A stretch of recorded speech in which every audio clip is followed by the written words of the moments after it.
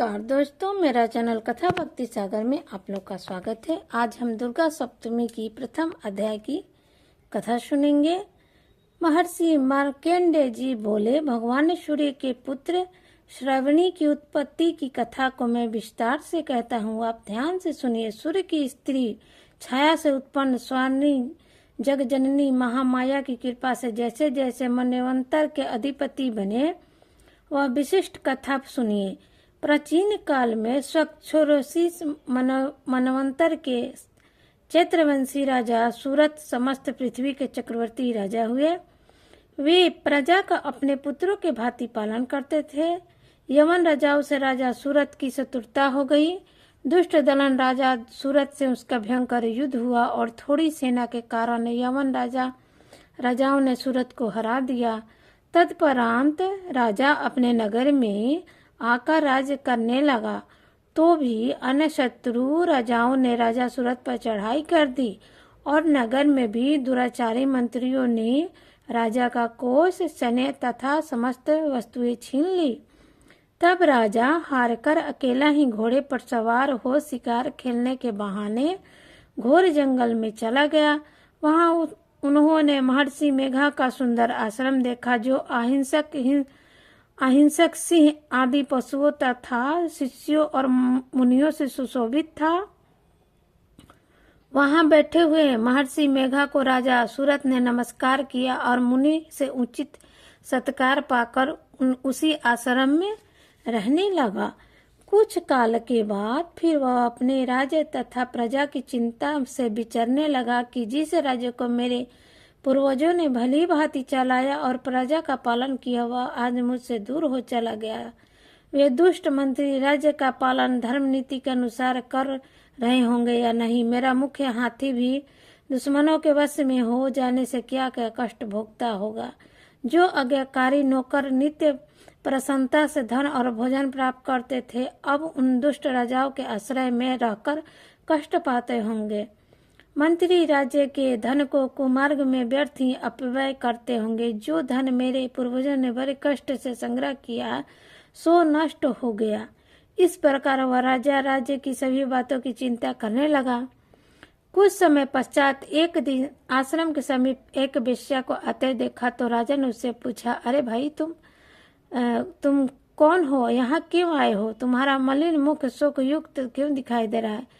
इस प्रकार राजा सूरत की बातों को सुनकर उस समाधि नाम के वैश्य ने राजा सूरत से कहा कि हे राजन, मैं समाधि नाम का एक वैश्य हूँ। मेरा जन्म धनवान कुल में हुआ था। मेरे दुष्ट स्त्री और पुत्र आदि ने मुझे धन के लोभ से घर से निकाल दिया, मेरा धन छीन लिया। मैं धन, स्त्री, पुत्र से रहित हूँ।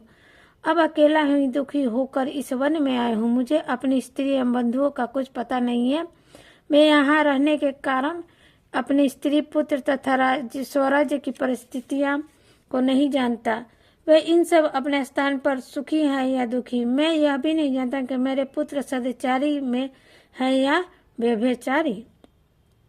राजा बोले, जिन स्त्री पुत्रादि ने तेरे धन संपत्ति को छीन लिया, फिर उन्हीं के स्नेह में तेरा मन क्यों जाता है?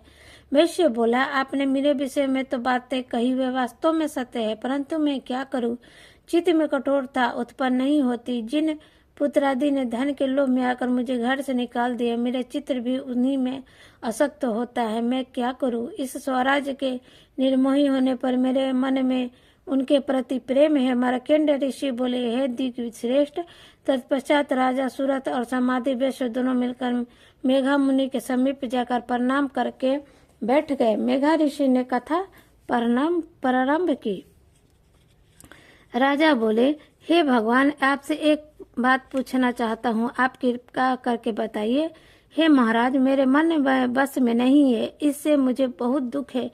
गए हुए राज्य तथा अन्य सभी स्त्री पुरुष बाधाओं की ममता मुझे अभी तक बनी हुई है। हे मुनिश्रेष्ठ, यह जानते हुए भी मेरा स्नेह उनसे अज्ञानिक की भांति विशेष बढ़ता जाता है और इस समाधि वैश्य को इसके स्त्री पुत्रों ने त्याग दिया है, तब इसे घर से बाहर निकाल दिया। यह भी उनमें अत्यंत असक्त रहता है। इसी तरह हम दोनों बहुत दुखी है। हे महाभाग, उनके दोषों को जानते हुए भी हम दोनों का हृदय उनके प्रति ममता में सख्त रहता है। इतना ज्ञान होते भी ऐसी ममता क्यों? हम दोनों का ज्ञानी की भांति मूर्खता क्यों उत्पन्न हो रही है? महर्षि मेधा ने कहा, समस्त जंतुओं को जानते योग्य ज्ञान होता है। हे महाभाग, सभी प्राणी पृथक पृथक होते हैं। कोई दिन में नहीं देखता तो कोई रात्रि में नहीं देखता, कोई दिन में रात्रि में समान दृष्टि से देखता है। पुरुष ज्ञान युक्त है, यह सत्य है, इसमें संदेह नहीं है। केवल इसमें ही नहीं, सभी पशु पक्षी मृग आदि में भी मनुष्य की भांति ही ज्ञान होता है। यह स्थूल ज्ञान होता है। जैसे मनुष्यों में आहार आदि भी इच्छा उत्पन्न होती है, वैसे ही पशु पक्षी में भी आहार विहार निद्रा मैथुन आदि भी इच्छा उत्पन्न होती है।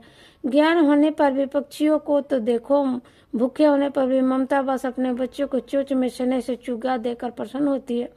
हे राजन, मनुष्य भी अपने पुत्र पौत्र से इसी भांति बर्ताव करते हैं। वह पालन पोषण इस इच्छा से करते हैं कि जब हमारी वृद्धावस्था आएगी तब हमारा पालन पोषण वे करेंगे। क्या तुम यह नहीं जानते कि पुत्र आदि उनका पालन पोषण भी न करे तो माता पिता तो कहते ही है, क्योंकि विश्व ही स्थिति को रखने वाली महामाया के प्रभाव से मुंह में गड्ढे में डाल दिया है। इसमें कोई आश्चर्य नहीं है, क्योंकि यह भगवान विष्णु की योग्य निंदा है।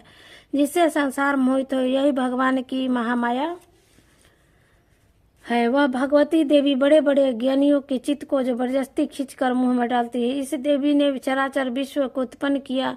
यह देवी प्रसन्न होकर भक्तों को वरदान देती है, इसे मुक्ति मिलती है। वही देव मुक्ति की परम हेतु संतानी ब्रह्म ज्ञान स्वरूप विद्या है। राजा बोले, हे भगवान, आप जिसे माया कहते वह कौन सी देवी है? वह देवी कैसे उत्पन्न हुई, उनका कार्य क्या, उनका स्वभाव स्वरूप आदि के विषय में जानना चाहता हूँ, सो आप सभी वृत्तांत से कहे। यह भगवती देवताओं के कार्य के सिद्ध के लिए उत्पन्न होती है। यह अजन्मा होकर भी उत्पन्ना कहलाती है। जब भगवान विष्णु संपूर्ण विश्व को त्याग कर अंत में जल ही जल उनके योग निद्रा में से शैया पर शयन कर रहे थे, उस समय विख्यात मधु और कटम नाम के दो घोर असुर भगवान विष्णु के कान के मैल से पैदा होकर ब्रह्मा जी को मारने को तैयार हुए। ब्रह्मा जी विष्णु भगवान के नाभि कमल पर स्थित थे। उन दोनों भयंकर असुरों को मरने को आते देखकर भगवान विष्णु को सोता हुआ देखकर ब्रह्मा जी योग निद्रा की प्रसन्नतार्थ एकाग्र से स्तुति करने लगे, जिससे कि भगवान विष्णु के नेत्रों से भगवती योग माया अपना प्रभाव हटा ले और भगवान जाग पड़े।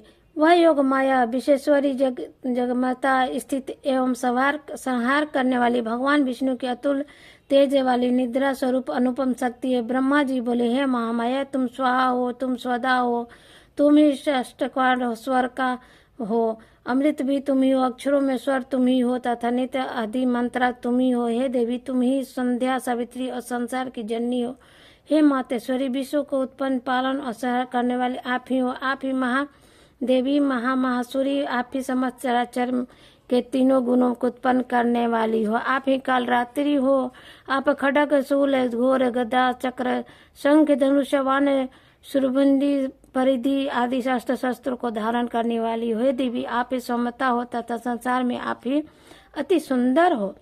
पर तथा अपरों में श्रेष्ठ आप ही परमेश्वरी हो, जो इस विश्व की रचना और पालन संहार करते हैं। उस भगवान विष्णु को आपने अपनी निद्रा के वश में कर लिया है। फिर भला बताइए कि कौन आपकी प्रार्थना करने में समर्थ है, जबकि अपने भगवान विष्णु इंसान तथा मुझसे यह शरीर ग्रहण कर लिया है। आप तो अपने प्रभाव से स्वयं प्रभावित हो। मधु और कटप नाम के इन महादुष्टों को आप मोह लीजिए